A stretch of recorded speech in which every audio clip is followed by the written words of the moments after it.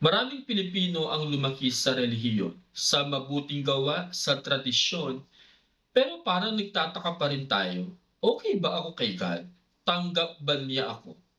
Kaya sa video na ito, iiwas muna tayo sa aking opinyon. Iiwas muna tayo sa opinyon mo at iiwasan din natin muna ang opinyon ng kultura. Tingnan natin mula mismo sa salita ng Diyos. Ano ba talaga ang ebanghelyo at bakit ito ang pinakamahalagang mensahe sa buong buhay mo? Kung titingnan natin ang mundo, korupsyon, galit, selosan, inggitan, broken family, kasalanan everywhere.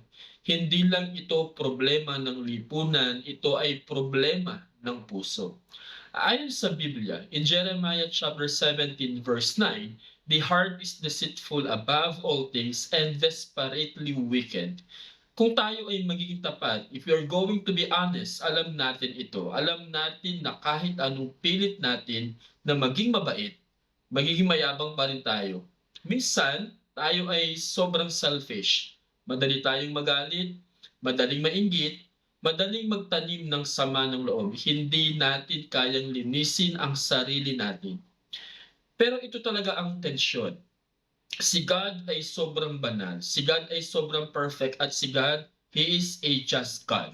Sabi nga ng Bible, for all have sinned and fall short of the glory of God. In Romans chapter 3 verse 23. Hindi niya pwedeng i-ignore ang kasalanan kasi kung ganoon, hindi siya magiging makatarungan or hindi siya magiging just. Isipin mo, kung ang isang judge sa korte ay palaging nagsasabing, okay lang, pinapatawad ko na lang lahat ng kriminal, syempre magagalit tayo kasi hindi iyon justice. Kung gano'n ang expectation natin sa human judge, lalo na sa Diyos na perfect ang justice.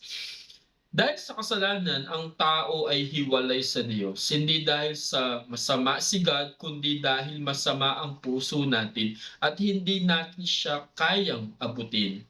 In Romans chapter 6 verse 23, for the wages of sin is death. Hindi lang physical death kundi eternal separation sa Diyos. Ito ang dahilan kung bakit hindi sapat ang good works, hindi sapat ang relihiyon, hindi sapat ang pagiging mabait, hindi nito natatanggal ang ating pagkakautang sa Diyos.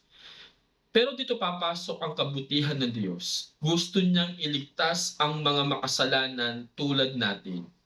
In Romans chapter 5 verse 8, but God demonstrate His own love toward us in that while we were still sinners, Christ died for us. Hindi niya hinintay na maayos muna natin ang ating sarili. Hindi niya hinintay na maging mabait muna tayo. Si Jesus ang nag-iisang anak ng Diyos. Siya ay namuhay ng perfecto, siya ay namuhay na walang kasalanan, siya ay nabuhay na sumusunod sa lahat ng utos ng Diyos at siya ang pumalit sa pwesto natin sa krus. Doon sa krus, dinala niya ang parusa na dapat sana ay sa atin. Siya ang nagbayad ng hindi natin kayang bayaran. Kaya tinapos ni Jesus sa krus. Ang sabi ng John chapter 19 verse 30, it is finished or naganap na. Sa Griego ito ay tetelestai na ang kahulugan ay bayad na, tapos na at walang kulang. Ang response na hinihingi ng Diyos ay hindi you have to try harder, hindi maging mas mabait ka at hindi maging masipag o magpakasigasig ka. Ang tawag ng Diyos ay repent and believe in the Lord Jesus Christ. Repentance na nangangahulugan na pagtalikod sa sarili mong paraan ng buhay upang ikaw ay maligtas at maging kalugod-lugod sa Diyos. Faith is pagtitiwala kay Jesus as your Lord and Savior, hindi na sa iyong sariling mga ginagawa.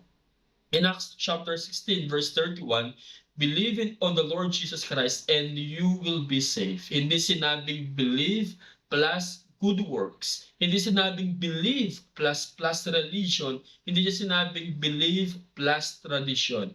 Walang plus, walang dagdag.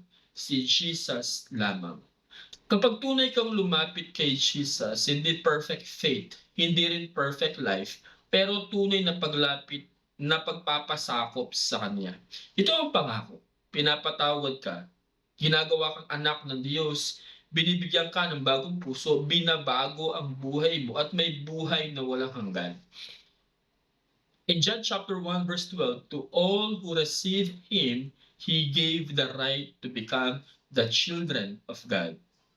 Kung ngayon mo lang naintindihan ng totoong ebanghelyo o kung ramdam mo na baka kinakausap ka ni Lord, puwede kang lumapit kay Jesus ngayon mismo. Hindi dahil may magic sa prayer, kundi dahil nakikinig ang Diyos sa mga tunay na nagsusuko ng buhay sa Kanya.